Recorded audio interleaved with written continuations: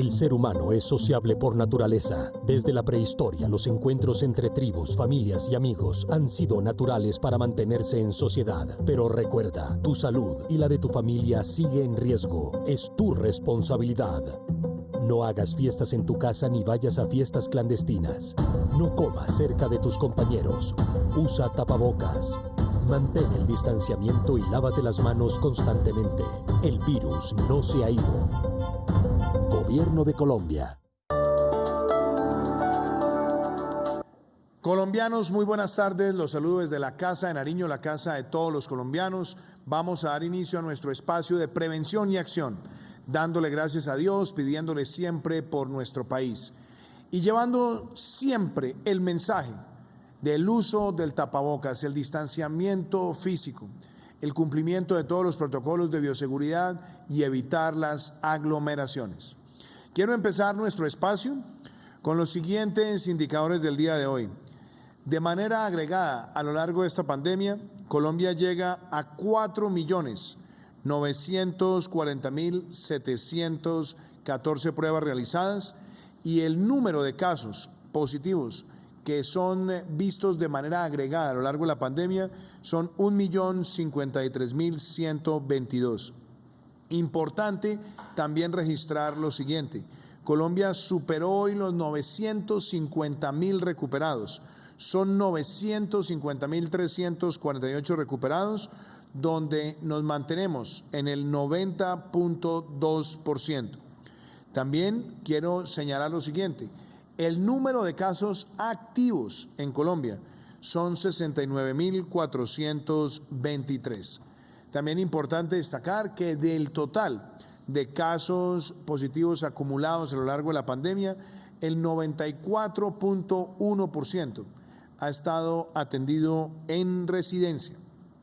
El 2.1% ha estado atendido en hospitalización y el 0.2% en unidad de cuidado intensivo. También quiero destacar que el día de hoy se adelantaron 53.420 pruebas, también una cifra récord en pruebas. Los positivos el día de hoy son 11.187, una positividad del 20.9%, y sobre eso quiero hacer también referencia, y ahora lo veremos más adelante con el viceministro de Salud, el doctor Luis Alexander Moscoso, porque hay correlación entre el aumento que tenemos esta semana, también con un periodo de incubación entre 7 y 9 días, donde se presentaron aglomeraciones, y sobre eso hará el señor viceministro una precisión técnica. Quiero también destacar que del número de contagios registrados el día de hoy, el 65.8% está concentrado en 5 municipios. Hoy registramos un número de fallecimientos de 173 personas. Le extendemos un mensaje a las personas que han perdido a sus familiares, diciéndoles que estamos con ellos en compañía, en oración. Y también se presenta una reducción en el número de fallecidos frente al día de ayer, cuando fueron 188 casos. También es importante destacar que el 56.5% de los fallecidos el día de hoy está concentrado en 5 municipios. Quisiera también compartir algunos de los indicadores de carácter internacional, donde el número de casos acumulados a lo largo de la pandemia en todo el mundo son 44.754.913, de los cuales los casos activos son 11.141.268 y los recuperados son 30.141.299. El número de fallecidos a nivel mundial es de 1.178.059. Quiero también empezar nuestro espacio de prevención y acción con el caso de Paula Andrea Castillo, una mujer que fue también agredida por el COVID-19 y nos comparte su historia de recuperación y un mensaje también para todos los colombianos para protegernos y proteger a los demás. Paula Andrea Castillo Lenis, 36 años, estratega digital, positivo para COVID-19. Paula y otros miembros de su familia se contagiaron de COVID-19. Fue una sorpresa saber que estábamos contagiados con COVID. Mi familia, mi esposo y mi hija de 3 años nos contagiamos, nos hicimos la prueba PCR. Los síntomas la acompañaron por más de 15 días. a mí lo que me alertó fue que perdí el gusto y el olfato. Yo lo que sentí fue unos dolores de cabeza muy, muy fuertes. De hecho, ninguna pastilla me los calmaba y por las mañanas cuando yo me despertaba yo me sentía súper bien, pero cuando llegaba la tarde, tipo 3, 4 de la tarde, comenzaban los dolores de cabeza muy, muy fuertes. Paula destaca la atención que recibió ella y su familia por parte de las entidades de salud. Estuvieron muy pendientes de nosotros, nos llamaban casi, y puedo decirlo, casi todos los días nos llamaba una señora puntual que era la que tenía nuestro caso, nos preguntaba cómo íbamos, qué era lo que debíamos hacer, porque uno no se espera de pronto esa atención teniendo en cuenta que tantas personas están padeciendo esta enfermedad. Hoy envía un mensaje de reflexión a todos los colombianos. De verdad el mensaje es cuídense, traten de evitar lo más posible los eventos sociales, no se vean con amigos, no se vean con familiares. Yo sé que es duro estar en este tipo pues de aislamiento tan duro, tan largo, pero pues lo más importante es la salud. Con disciplina y autocuidado, también somos responsables con la vida. Le agradecemos a Paula ese testimonio. Y también quiero hablarles hoy de cómo el PAEF sigue llegando a todo el territorio, donde contribuye con el 40 o 50% del salario mínimo legal mensual para los trabajadores de las micro, pequeñas, medianas, grandes empresas y también de empleadores individuales que han visto afectada su facturación un 20% o más.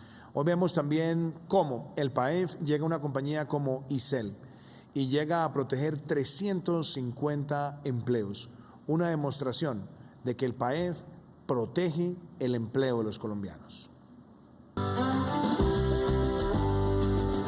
Pues con esta situación de la pandemia, pues nos quedamos, como dicen las empresas, bloqueados, sin flujo de caja. Esto fue un gran acierto que nos dio el gobierno con esta ayuda del PAE. Creo que el gobierno realmente ha estado muy pendiente de nosotros como empresarios.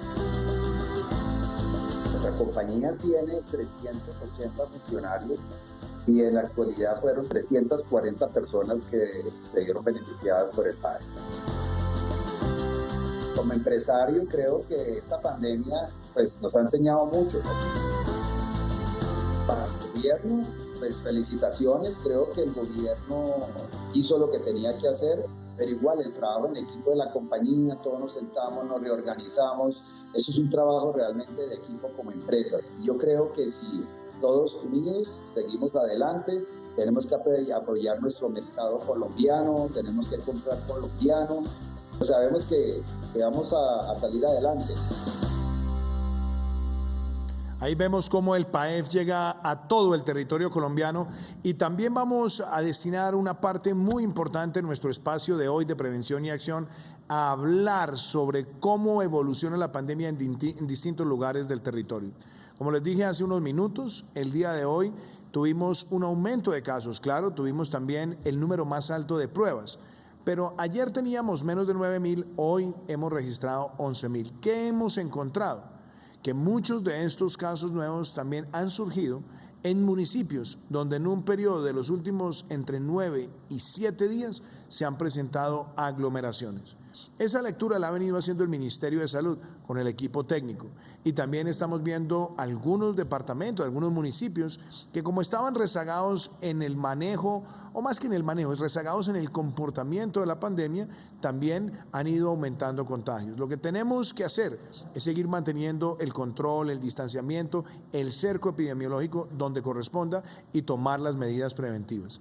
En esto el viceministro de Salud, Luis Alexander Moscoso, que nos habla hoy desde San Andrés, donde también está haciendo un monitoreo del comportamiento de la pandemia en nuestro archipiélago histórico e indivisible, también nos hace unas reflexiones sobre las distintas regiones de Colombia y cómo podemos seguir reactivándonos de manera segura, protegiendo la salud y la vida y protegiendo también el empleo y las micro, pequeñas, medianas y grandes empresas. Así que, viceministro, muy buenas noches. Usted nos acompaña desde San Andrés, Providencia, Santa Catalina y Los Cayos. Cuéntenos esta lectura integral que tenemos de esta semana y también frente a los últimos 9 y 7 días frente al comportamiento de la pandemia. El micrófono está apagado. No, no lo estamos escuchando al señor viceministro. No, creo que hay un problema, que tenemos un problema en este instante. Vamos a ver si nos reconectamos en unos... Ensaye nuevamente, por favor. Buenas noches. Ahí sí lo escuchamos, viceministro.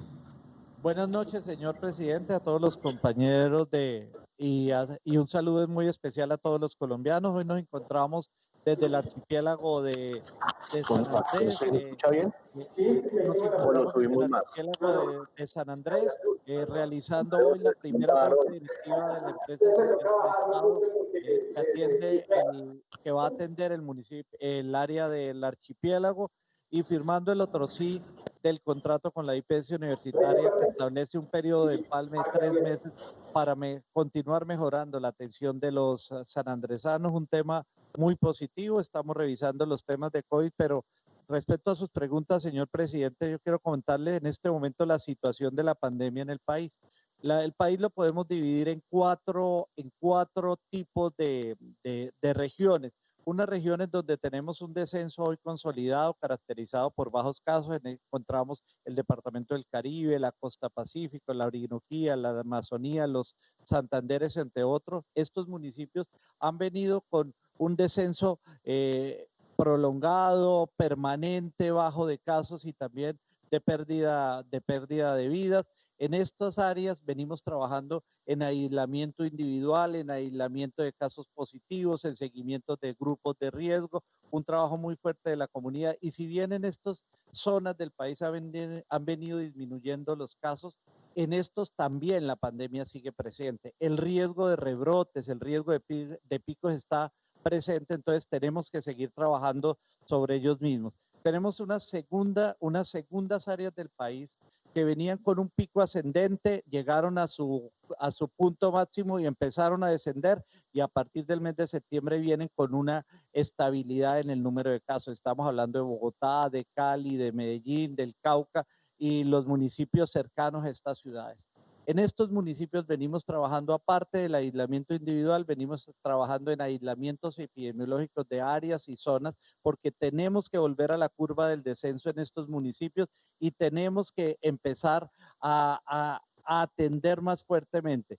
Tenemos una tercera zona del país, que es unas zonas con un crecimiento moderado, con crecimiento alto en los últimos días y en este momento en pico.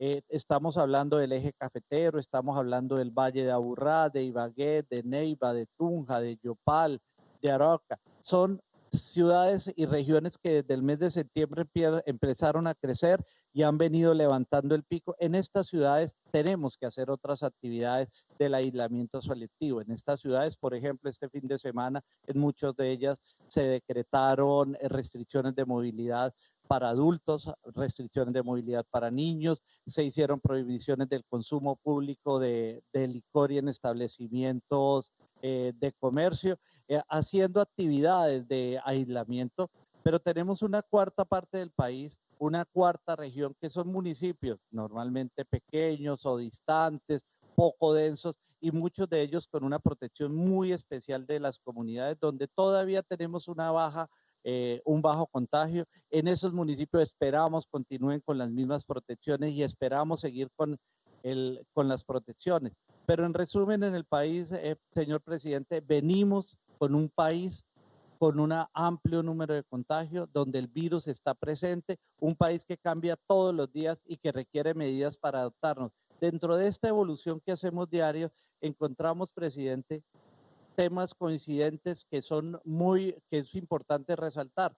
Mire, en los departamentos y en las zonas donde tuvimos aumento de fiestas en el mes de septiembre, aumento de reuniones, el Día del Amor y la Amistad, desafortunadamente vimos 7, 9 días los casos y desafortunadamente 2 semanas después vimos pérdidas de vidas, temas dolorosos.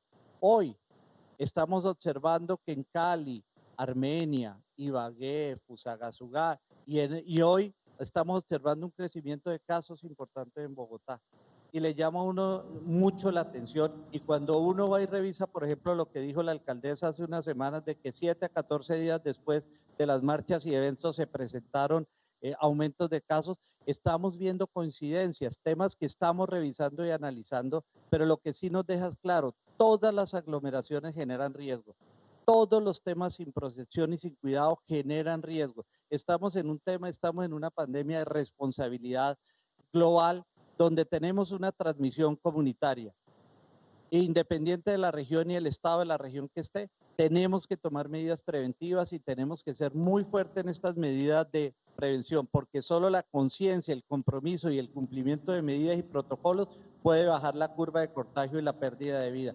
Solo hacer acciones responsables, donde incluye evitar aglomeraciones de cualquier tipo, nos van a ayudar a disminuir la tasa de contagio. El virus no se ha ido y tenemos que seguir luchando contra él. Muchas gracias. Muchas gracias, viceministro. Y justamente para hablar sobre el comportamiento de la pandemia en algunas de las regiones del país, el ministro Fernando Ruiz estuvo hoy en el Casanare, reunido también con el señor gobernador, con el alcalde de Yopal, estuvo también revisando el comportamiento en distintos lugares del departamento. Ha sido una visita importante donde seguimos ampliando capacidad de respuesta, donde seguimos dotando de material de protección al personal de la salud, donde también se vienen adelantando los giros de bonificación al personal de primera línea frente al COVID y donde también queremos que con el concurso de las autoridades tomemos medidas para fortalecer todos los esfuerzos pedagógicos para evitar que crezcan los casos de manera exponencial. Creo que hay una gran colaboración de parte de las autoridades que nosotros queremos destacar y quiero que ustedes vean el testimonio de lo que ha sido esta interacción el día de hoy del ministro Fernando Ruiz con las autoridades del Casanare. Muy buenas noches, señor presidente. Nos encontramos con el señor gobernador del Casanare y el doctor Salomón Sanabria, con el señor alcalde encargado de Yopal, el doctor Hugo Archila, y hemos venido hoy trabajando acerca de la situación del departamento y de la ciudad de Yopal en relación con el COVID-19.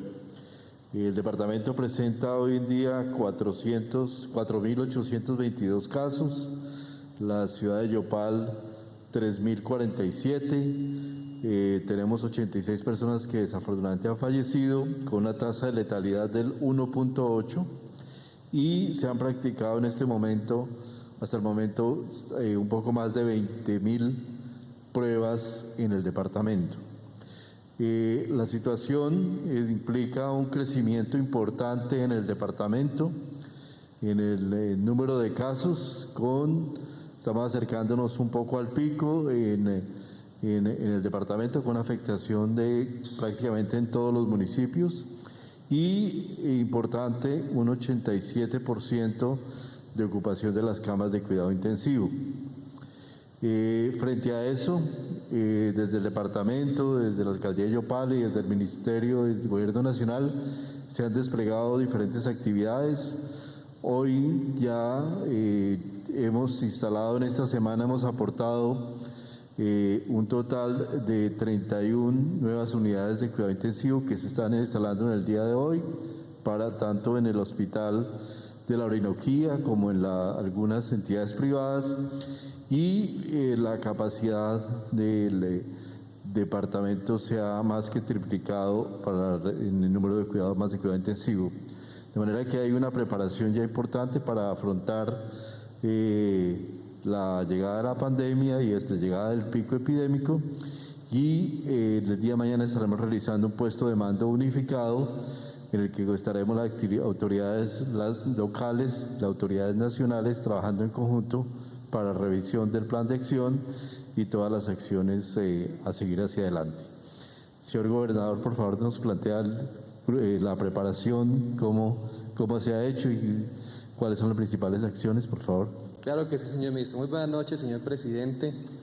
Extender nuestro agradecimiento por la visita hoy de nuestro ministro de Salud, importante, como lo decía él, en esta fase de aceleración y llegando al pico epidemiológico en el departamento de Casanare. Actualmente el departamento de Casanare va a contar, señor ministro, con 113 unidades de cuidados intensivos, de las cuales 57 unidades de cuidados intensivos han sido suministradas por el Gobierno Nacional a través del Ministerio de Salud, lo cual nos permite ampliar en una brecha muy grande esa capacidad que tenemos. El día de hoy vamos, si Dios lo permite, a poder dejar habilitadas esas 31 unidades de cuidados intensivos, como su merced lo indicó, lo que permite en este caso tener una capacidad de respuesta. Pasamos de tener 30 unidades de cuidados intensivos a 113 y eso nos da la oportunidad de prepararnos efectivamente a este pico epidemiológico. Pero también agradecerle al ministro, a todo el Gobierno Nacional, porque a través de la estrategia PRAS hemos hecho una labor importante en los 19 municipios, entendiendo que todos son municipios COVID y desde ahí estamos haciendo todo el rastreo para poder identificar estos casos y poder mitigar el impacto que podamos tener en los próximos días en el departamento de Casanare. Muchas gracias, señor gobernador. Señor alcalde, un poco el tema de la reactivación económica, ¿cómo se encuentra en la ciudad? Señor presidente, muy buenas noches. Decirle que toda la administración municipal en cabeza del señor alcalde Luis Eduardo Castro, desde el primer momento que empezamos a mover la reactivación de nuestro municipio, hemos asistido a más de 1.200 empresarios, comerciantes en el municipio de Yopal, los cuales les ayudamos, no los dejamos solamente con la elaboración de estos protocolos para poder reactivar la economía, sino que los asistimos en la elaboración de cada uno de ellos para poder activar la economía rápidamente. Muchas gracias, señor presidente. Como ve, hay una importante preparación también con ámbito de recuperación, por lo cual mañana en el PEO estaremos continuando con todo el análisis de la situación en el departamento. Muchas gracias, ministro Fernando Ruiz. Y justamente también para hablar de la coordinación con los organismos internacionales de salud, está una vez más con nosotros la doctora Gina Tambini, la representante de la Organización Mundial de la Salud y la Organización Panamericana de la Salud en Colombia.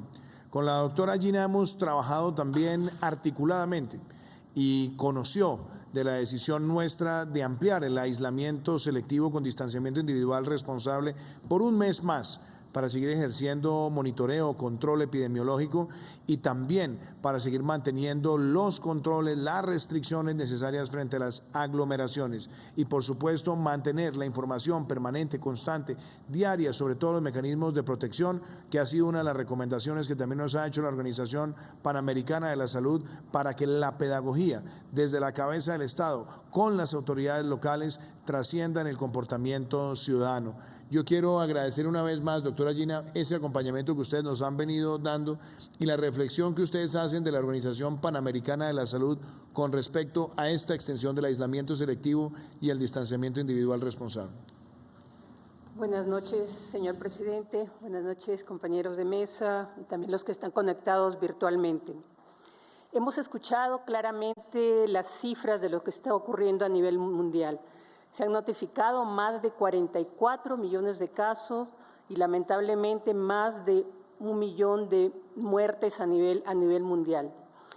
Pero también tenemos que tener presente que la gran mayoría de nosotros somos susceptibles, o sea que estamos expuestos a poder contagiarnos con este virus. A nivel mundial, especialmente en los países que tuvieron la epidemia antes de Colombia, se ha visto un aumento acelerado de casos una vez que se eliminó esas actividades de aislamiento o de distanciamiento físico, lo que está ocurriendo en los países de Europa. En Colombia, como bien lo mostraba el señor presidente, hay algunos indicadores que muestran un aumento de la actividad del COVID-19. La incidencia de los casos nuevos del COVID-19 ha seguido acelerándose, pero sí la incidencia de muerte se ha mantenido relativamente estable.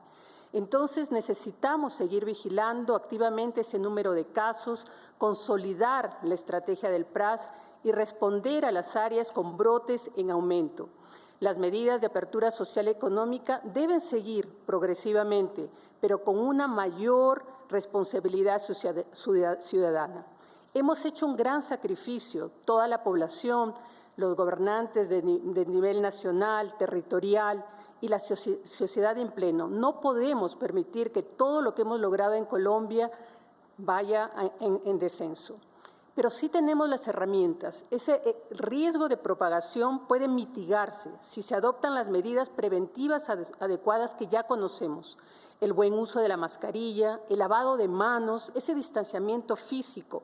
Y es ahí que el aislamiento selectivo y ese distanciamiento individual va a poder insistir. Y lo importante es el aislamiento voluntario y responsable si tenemos los síntomas. Ya sabemos que los síntomas frecuentes son tos y fiebre, entonces tenemos que quedarnos en casa. Tenemos que indicar cuáles han sido nuestros contactos para que pueda haber un seguimiento a ellos y cortar esas cadenas de transmisión.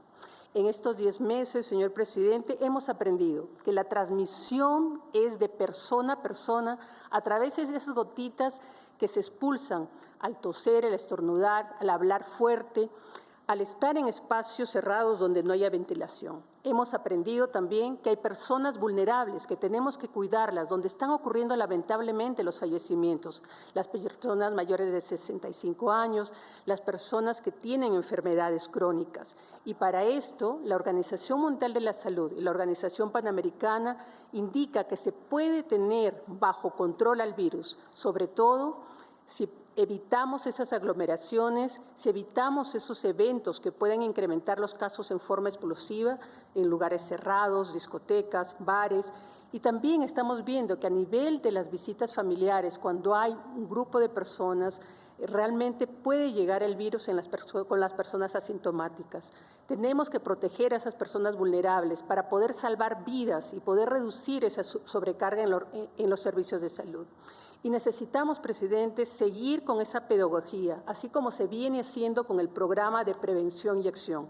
Ahora más que nunca tenemos que continuar con la educación y empoderar a las comunidades para que sepan protegerse y poder proteger a los demás. Y es lo que se viene haciendo contundentemente con esta información sólida que se da a través de este programa en el día a día y con las medidas que se vienen implementando. Y también seguir con las medidas de salud pública, como es el PRAS, que Colombia lo está impulsando, y esa detección de los casos, o seguimiento de los contactos es fundamental. De esta forma, si hacemos en conjunto todas estas acciones, vamos a poder tener bajo control al virus y vamos a poder continuar con la apertura económica. Muchísimas gracias, doctora Gina. Yo creo que ha sido muy clara la aproximación que tiene la Organización Panamericana de la Salud y de nuevo mi gratitud por todo el respaldo que usted le ha brindado no solamente al gobierno nacional sino a las autoridades locales. Y también está con nosotros el doctor Francisco Becerra, quien ha sido una de las voces más autorizadas en América Latina para el análisis del COVID-19. Él nos acompaña desde Ciudad de México. Y doctor Francisco Becerra, gracias por estar una vez más con nosotros en Prevención y Acción. Mi pregunta muy concreta, usted ha estado analizando lo que ocurre en Europa. Yo quisiera que nos dé la lectura de cómo ha visto usted las aglomeraciones detonando estos hechos, el relajamiento en el uso del tapabocas, la falta de controles de pronto de bioseguridad, cómo trae consigo una aceleración de una segunda ola. Y también mi pregunta para usted como experto, ¿cómo podemos en nuestros países evitar una circunstancia similar a la de Europa, dado que en América Latina traería consecuencias sociales y económicas absolutamente devastadoras? Lo escuchamos. Buenas noches, señor presidente, amigos colombianos. Muchísimas gracias por la invitación. Europa, en especial Francia y España, están viviendo una segunda ola muy activa en cuanto a casos de la COVID-19. La primera con 1.380.000 casos y más de 36.000 fallecimientos, y España ha acumulado por arriba de 1.160.000 casos con más de 35.600 muertes. Si vemos en retrospectiva ambos países, es importante resaltar que los dos habían presentado ya una primera ola entre marzo y mayo de este año, posterior a la cual se relajaron las medidas de contención pensando que ya había pasado lo peor. Sin embargo, en el caso de España, a mediados de agosto y en Francia a finales del mismo mes, es cuando se inicia el repunte en ambos países. Esto ha obligado a que se tomen nuevamente medidas de contención a fin de controlar la dispersión de las infecciones por la COVID-19. Estamos nuevamente ante un escenario de alta demanda de atención hospitalaria, de prescripción y uso de medicamentos para atención ambulatoria, es decir, en casa, pero esto nos habla de que no podemos relajar las medidas y tenemos que ser muy cautelosos. Lo bueno, si es que podemos decir, es que se sabe cada vez más de cómo manejar estos casos, tanto a nivel del hospital como a nivel de la casa. Sin embargo, los fallecimientos siguen ocurriendo debido a varios factores, entre ellos las enfermedades que ya la gente tiene, como es la hipertensión arterial, la diabetes, la obesidad, y sigue afectando, como bien decía la doctora Tambini, a quien saludo afectuosamente, a las personas mayores, pero también puede dejar secuelas de por vida en personas jóvenes. Y esto es muy importante, que los jóvenes no se pueden confiar de que porque soy joven me va a dar leve. No, hay muchos casos ya de jóvenes que terminan con una fibrosis pulmonar y que van a requerir medicamento de por vida y va a limitar su vida normal. Todo lo anterior, estimados amigos, se agrava en esta época de influenza, ya que hay casos reportados con ambas enfermedades ya, influenza y la COVID-19. Entonces es importante cuidarse, sobre todo en el hemisferio norte. Aquí hay responsabilidades claras, señor presidente, que cada sector tiene que cumplir y asegurar que se haga para que esto se frene. Desde el gobierno, como ustedes lo están haciendo, es asegurar la parte asistencial, o sea, el brindar la atención hospitalaria y de consulta médica necesaria, en especial para los sectores más desprotegidos. En la parte de control y limitación de la dispersión, es hacer pruebas a personas con síntomas y que hayan tenido contacto con personas que resultaron positivas a las pruebas de detección. Recordemos que hay muchas personas que se infectan pero que no presentan la enfermedad, a las cuales llamamos asintomáticas. Por eso es importante hacer un seguimiento de los casos y ubicar a las personas con las que ese caso en particular, con síntomas o sin síntomas, tuvo contacto en la casa, en la familia, los amigos, la fiesta a la que fue, como dijo Paola, que pudo haber pasado, en el trabajo. Solo así se podrá asegurar que esas personas se queden en casa, se recuperen, o que si por desgracia empeora, llegue rápidamente al hospital. Esta estrategia la viene desarrollando ya Colombia de manera importante y se entiende, y es necesario que se entienda el valor de la misma y así poder asegurar el poder cortar las cadenas de transmisión. Como ciudadanía, lo hemos enfatizado muchas veces ya. Lavado de manos, aseo de manos continuo, sobre todo luego de la utilización del transporte público, el manejo del dinero en efectivo, al regresar de la calle a casa, al llegar al trabajo. La distancia física entre 1.5 y 2 metros es importantísimo y el uso constante del cubrebocas. Pero cuidado, úselo sobre la nariz y la boca, no en la barba, no en la frente, no en el cuello. De eso no nos va a servir para nada. Y está en nuestras manos el que todo mundo cumpla con su función, con su responsabilidad y así poder asegurar que esto se pueda frenar. Muchas gracias, señor presidente. Muchas gracias, doctor Becerra. Siempre es un gusto escucharlo. Creo que usted nos ha dado unos mensajes que son claros, diáfanos. La mejor forma de evitar estos rebrotes es evitar las aglomeraciones y mantener el distanciamiento físico, los protocolos de bioseguridad, también seguir aplicando la medida de prueba, rastreo y aislamiento selectivo. Y también para ver el comportamiento de la pandemia en otros lugares del territorio, nos acompaña el gobernador del Tolima, el doctor Ricardo Orozco. Gobernador, muchísimas gracias. El Tolima también venía, digámoslo, más atrás en el comportamiento de la curva. Hemos tenido un aumento también de casos, se han tomado medidas de expansión de capacidad de unidades de cuidado intensivo. El día de ayer estuvimos también reforzando esa capacidad. Hemos estado acompañando con el Ministerio de Salud las decisiones de control epidemiológico. Usted ha tomado también decisiones de restricción de movilidad para menores, para adultos en ciertas horas de la noche, y creo que también nos ayudan en este fin de semana de festivo que vamos a vivir en el país. Así que lo escucho, doctor Ricardo, y también gracias, gobernador, por hacer referencia a cómo avanza el proceso de reactivación segura en nuestro departamento del Tolima. El micrófono, por favor, gobernador. Gobernador, no lo estamos escuchando. Un saludo muy especial desde el departamento del Tolima, señor presidente. Inicio por agradecerle inmensamente toda la gestión que usted como presidente nos ha ayudado. 26.394 millones de pesos hemos recibido para el fortalecimiento de la red de salud pública. Contarle, señor presidente, que pasamos de 43 camas de cuidados intensivos a 168 camas de cuidados intensivos en la red de salud pública. Crecimos un 400%, pero en la red pública y privada teníamos 160 camas de cuidados intensivos y pasamos a tener 327 camas de cuidados intensivos, creciendo un 200%. Decirle, señor presidente, que acá el día de hoy fueron 309 casos para un total de 18.828 casos. 576 fallecidos a la fecha, pero también decirle, señor presidente, que de esos 18.828, 16.131 están recuperados, que significan el 87%. Decirle a los colombianos y a los tolimenses que debemos cuidarnos, que debemos protegernos, que acá en el Tolima tomamos medidas en coordinación con el gobierno nacional y hemos restringido la movilidad el día jueves desde las 10 de la noche hasta las 5 de la mañana el 31 de octubre, desde las 4 de la tarde hasta las 4 de la mañana, el día sábado de 10 de la noche a 5 de la mañana del día domingo, y el día lunes festivo lo mismo, desde las 10 de la noche hasta las 5 de la mañana, y hemos limitado el consumo de licor en los sitios públicos. Creo que el ejercicio que se hace articulado con el gobierno nacional es muy importante, pero también es muy importante el fortalecimiento de la red de salud pública. Decirle, señor presidente, que vamos a tener el Laboratorio de Salud Pública Biocontención nivel 3 en Colombia, lo tendremos para mayo del 2021 y esperamos contar con su presencia. Agradecerle también la presencia de los ministros del deporte que nos ayudan a programar eventos deportivos que tienen que ver con la reactivación económica, como el Panamericano de Patinaje, el Sub-20 en el año entrante.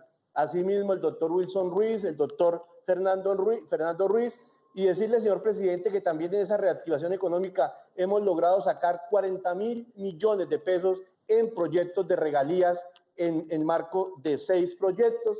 Y para terminar, señor presidente, desde el Tolima le apostamos a la matrícula cero, matrícula que usted nos ayuda y la vamos a llevar hasta 2023, beneficiando cada año 22.000 estudiantes de la Universidad del Tolima, del IFI, del Conservatorio, estrato 1 y 2, por valor de 15.000 millones de pesos cada año. Salud, reactivación económica y educación gratuita de la mano del gobierno nacional, señor presidente. Lo esperamos acá en el Tolima. Muchísimas gracias, gobernador Ricardo Orozco, y también nos acompaña la ministra de Educación, María Victoria Angulo, también tolimense. Ella ha estado trabajando intensamente para enfrentar los riesgos de deserción escolar. Hemos visto las cifras en América Latina de esta pandemia, han sido cifras muy duras. En el caso de Colombia, donde también hemos visto esa afectación, hemos perdido también algunos estudiantes, pero importante también contarle a los colombianos que gracias a todas las medidas que se han tomado, la deserción marca sustancialmente por debajo de la gran mayoría de países de América Latina, donde nosotros, frente a un universo de más de 9 millones de estudiantes, tenemos una deserción que está por debajo del 1.2%. Así que me gustaría que la ministra María Victoria nos hable también de estos temas, nos hable de la reactivación de infraestructura escolar y también otros mensajes sobre el Fondo de Solidaridad Educativa que siguen estando presentes y son oferta para padres, para también centros académicos que enfrentan la pandemia y que requieren de recursos frescos y en muy buenas condiciones. Ministra María Victoria. Buenas noches, presidente, compañeros, y un saludo a todas las familias que nos acompañan el día de hoy. Como bien dice el presidente, lo sabe la Organización Mundial de la Salud, la UNESCO, todos tenemos que trabajar porque ningún niño se quede atrás, porque ningún niño se quede del sistema educativo. Y allí resalto el trabajo con secretarías de educación, con organismos internacionales y, como bien decía el señor presidente, las estimaciones a hoy, acorde al número de matriculados y retirados, que es la fórmula del cálculo para hablar de esta deserción, estamos en 1.1%, que equivale a 102.880 niños. Sabemos que cada historia, que cada niño es muy importante. Por eso mañana tenemos una amplia conversación con las secretarías de educación, un foro sobre permanencia, estarán también organismos especializados que vienen haciendo, como les voy a mostrar en unos instantes en el video, sesiones de búsqueda activa, comunicación directa con los padres de familia, un trabajo con el ICBF, con el DPS. Tenemos que tener información clara para justamente poder ayudar, presidente, y saber que obviamente estos meses han generado afectación socioemocional, afectación académica, pero para ello tenemos que redoblar esfuerzos. Compartamos un video que nos deja ver estas cifras y luego paso a contarles las cifras de educación superior. El Gobierno Nacional trabaja para construir propuestas educativas oportunas, pertinentes y de calidad, para avanzar en la trayectoria educativa y así prevenir y mitigar el efecto de la pandemia en la deserción.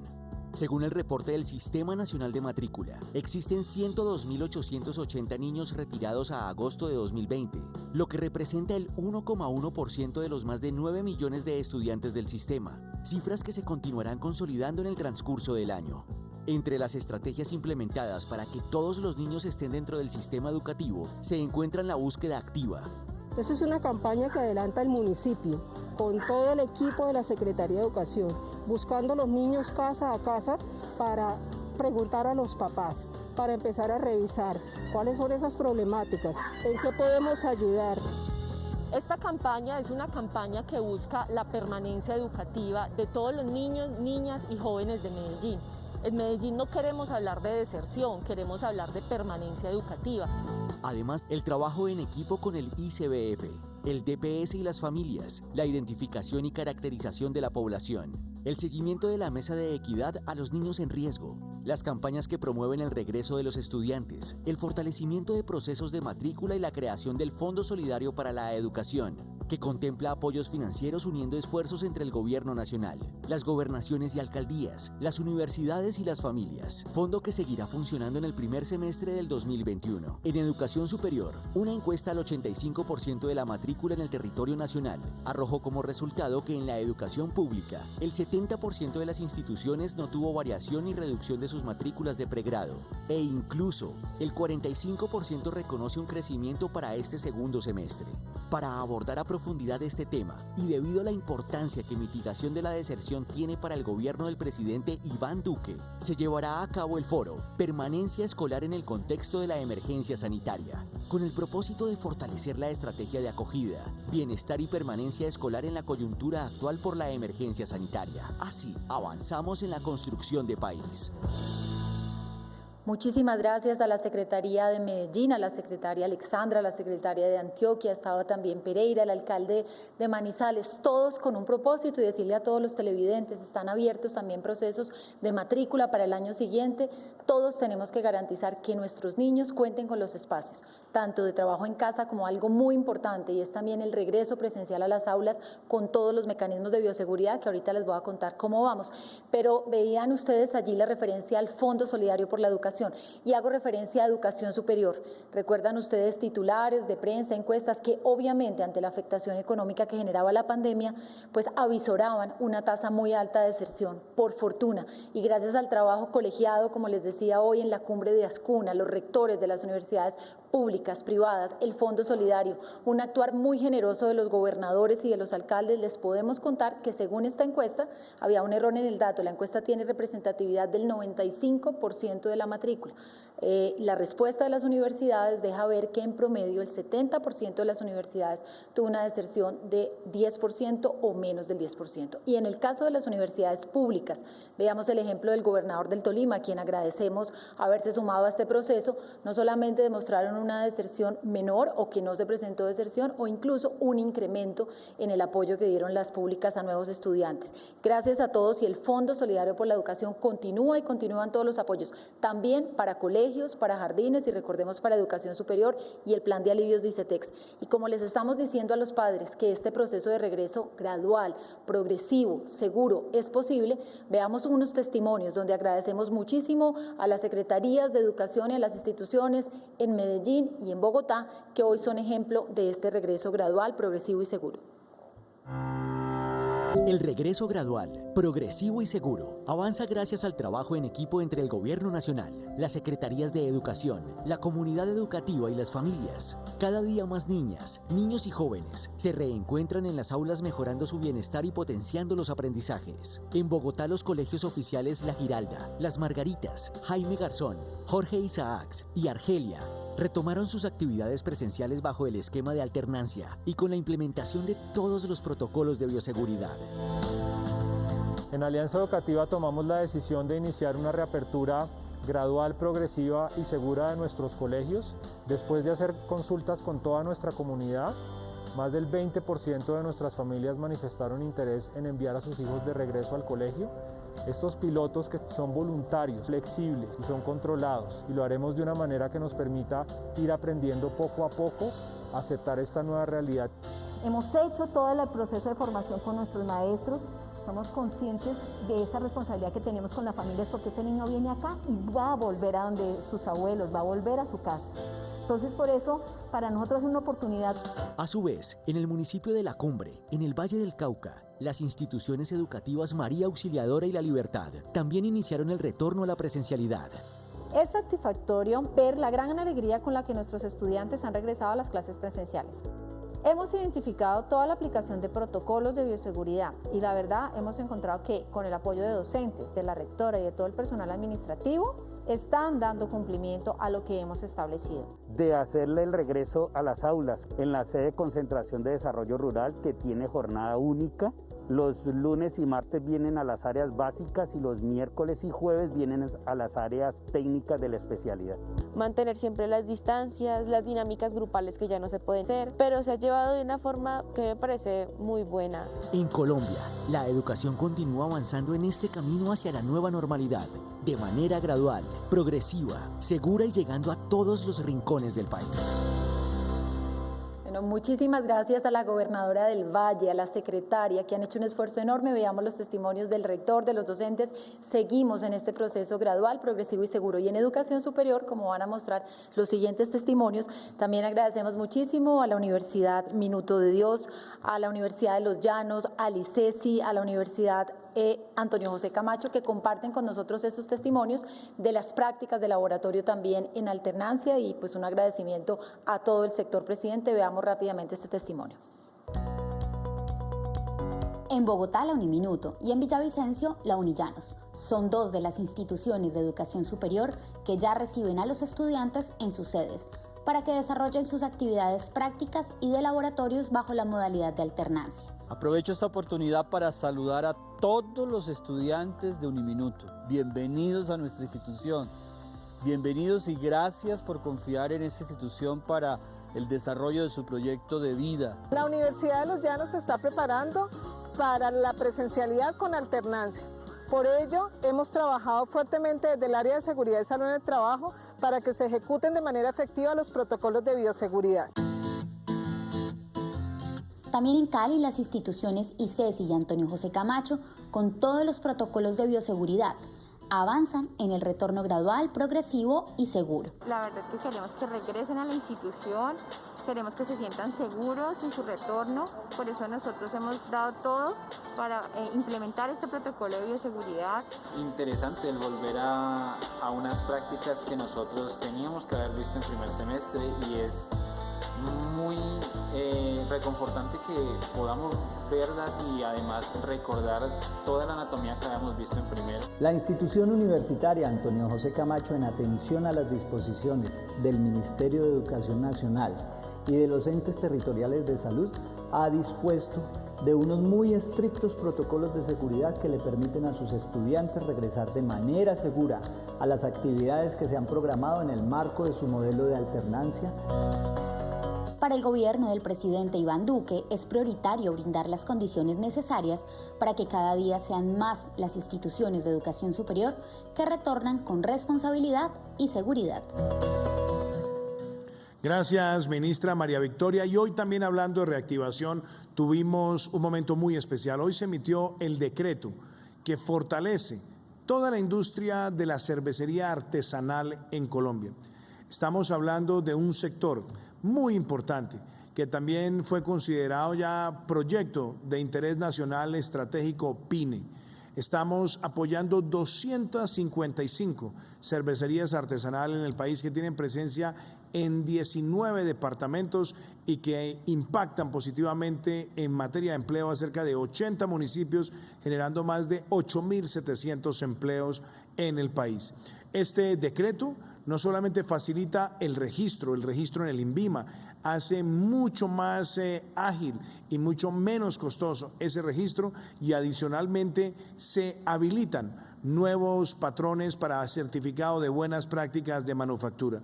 Este ha sido un decreto añorado por mucho tiempo por esta industria de jóvenes emprendedores que también están abriendo empleo en muchísimos lugares del territorio, además unidos en una cadena de valor. Por eso está con nosotros el doctor Daniel Lozano Sáenz, quien ha estado liderando también este proceso y quien es uno de los dirigentes del gremio de las cervecerías artesanales en el país. Doctor, cuéntenos la importancia que tiene para el país este impulso a la cervecería artesanal y cómo contribuye al empleo. Presidente, muchas gracias. Buenas noches para todos. Antes que nada quiero desearles que estén bien con sus familias, de salud. Como muchos de ustedes, la mayoría de los cerveceros artesanales somos emprendedores. Ustedes y nosotros sabemos que esta pandemia ha sido especialmente difícil con nosotros los que decidimos hacer empresa.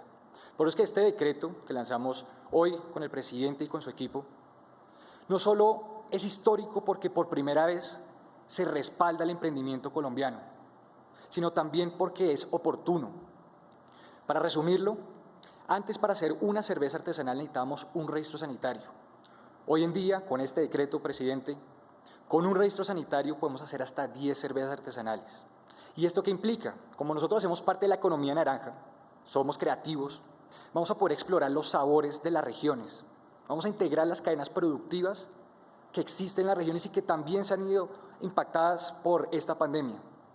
Lo que buscamos es ofrecerle a los colombianos más sabores para que puedan acercarse a esta cultura cervecera.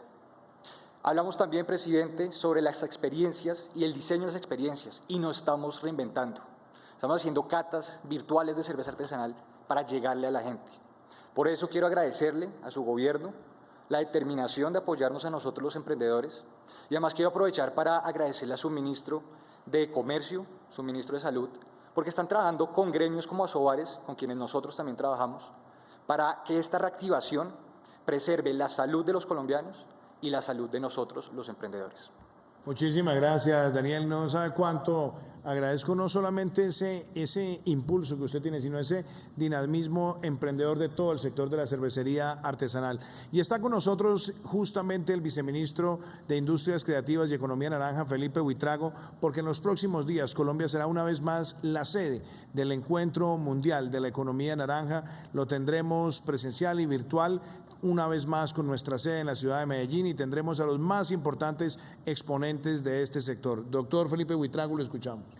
Muchas gracias, presidente. Así es, no obstante la pandemia, nos hemos reinventado y gracias a una alianza con la Alcaldía de Medellín, con el alcalde Daniel Quintero y con la Corporación Colombia Crea Talento, dirigida por Mónica Ramírez y, por supuesto, presidente, con el respaldo y el compromiso de la Cancillería de Colombia y de la Agencia Presidencial para la Cooperación, tendremos más de 100 de los mejores exponentes de la economía naranja a nivel mundial, en más de 50 paneles y conferencias, con 22 actividades multilaterales que nos permitirán explorar todos los ángulos de la economía naranja. Además, contaremos con un programa de liderazgo a cargo del SENA y con un programa de impulso al emprendimiento y la innovación a cargo de Impulsa. También tendremos el 11º Circular y la premiación del 6º Smart Films. Como usted se da cuenta, presidente, tendremos una gran cantidad de actividad que pone a Colombia como centro del debate de la economía creativa a nivel global y que hace de Medellín esa capital, ese Davos, ese Foro Económico Mundial de la creatividad. Presidente, tenemos un video para ver lo más importante, lo que va a suceder en este evento. Cultura, patrimonio, artes, creatividad, tecnología, innovación. Gran Foro Mundial de Artes, Cultura, Creatividad y Tecnología. Los más grandes exponentes de la economía naranja del mundo, reunidos para inspirarte.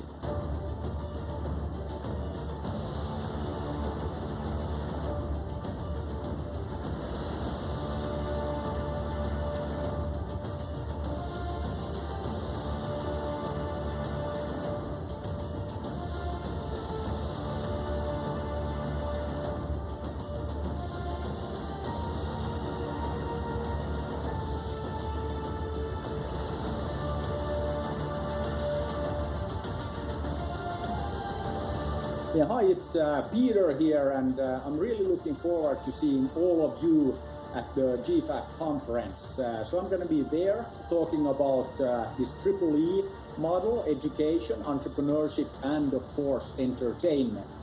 So why don't you all register at www.gfac.org, and then I'll see you there. Inscríbete gratis en www.gfacct.org del 9 al 16 de noviembre de 2020.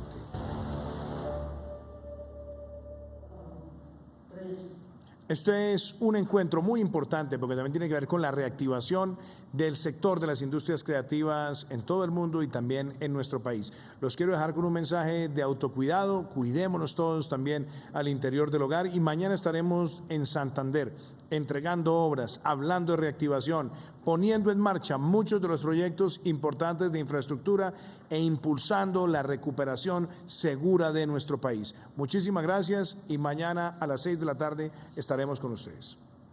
El COVID afecta a los más vulnerables. Seamos responsables y protejamos nuestro hogar. Si llevas el virus a casa, aumenta el riesgo para los adultos mayores. Mantengamos el COVID fuera de nuestras casas y de nuestras familias. Solo con autocuidado y disciplina ciudadana, alejamos la amenaza de los rebrotes. Hagamos de nuestros hogares espacios limpios del virus y disfrutemos la vida con responsabilidad.